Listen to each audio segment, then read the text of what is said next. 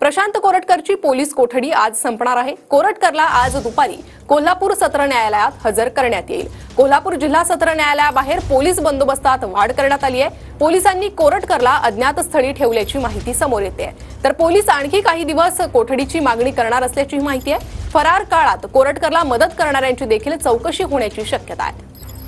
अधिक अपडेट या प्रकरणी घेणार आहोत आमचे प्रतिनिधी सागर सुरवसे यांच्याकडून। सागर, काय अधिक माहिती आहे? पर्यंत आपण पाहिलं की खरं तर प्रशांत कोरटकर जो आहे तो 4 दिवसांपूर्वी कोल्हापूर पोलिसांना शरण आलेला होता।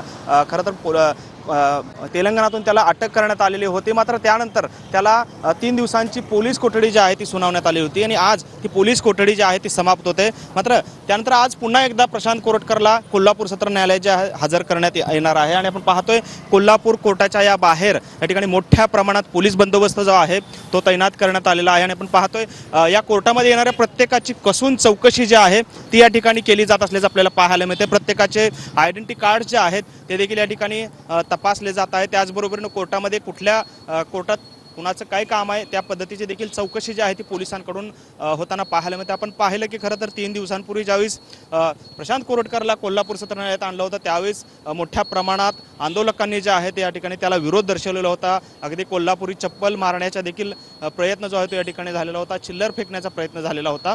त्याच पार्श्वभूमीवरती आज या ठिकाणी कडक पोलीस बंदोबस्त जो आहे तो कोल्हापूर जिल्हा सत्र न्यायालयाच्या या प्रवेशद्वारावरती तैनात करण्यात आलेला आहे। खरं तर 2 प्रवेशद्वार जे आहे त्या कोर्टाला आहेत आणि दोन्ही ठिकाणी मोठ्या प्रमाणात पोलिसांचा बंदोबस्त जो आहे तो तैनात करण्यात आलेला आहे। खरं तर प्रशांत कोरटकर याने शिवरायांबाबत केलेल्या अपमानास्पद उच्चाराच्या किंवा अपमानास्पद जे काही शब्द वापरले होते त्याच्या बद्दलच आज त्याला कोर्टात पुन्हा एकदा आणलं जाणार आहे आणि यामधल्या महिनाभराच्या फरार तो ज्यावेळेस दरम्यान होता त्यावेळेस तो कुठे कुठे गेलेला होता, त्याला कोणी कोणी सहकार्य केलं याचा देखील तपास जो आहे तो पोलिसांकडून करण्यात येणार आहे आणि कदाचित त्यासाठीच आज पुन्हा एकदा पोलीस कोठडीमध्ये जे आहे ती वाढ करण्याची शक्यता किंवा पोलीस कोठडी जी आहे ती मागण्याची शक्यता आहे आणि त्याच तपासासाठी या ठिकाणी पोलीस कोठडी पुन्हा एकदा मिळते की न्यायालयीन जामीन मिळतोय हे पाहणं देखील आपल्याला महत्त्वाचं ठरणार आहे। मात्र आपण पाहतोय कोल्हापूर कोर्टाबाहेर मोठा बंदोबस्त तैनात करण्यात आले आपल्याला पाहायला मिळतो। आणि या संदर्भातील अधिक अपडेट सागर तुमच्याकडनं घेत राहू। तुर्तास धन्यवाद या सविस्तर माहितीसाठी।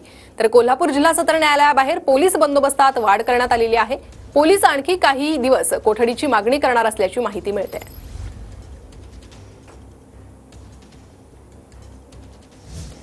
तर प्रशांत कोरटकरची पोलीस कोठडी आज संपते।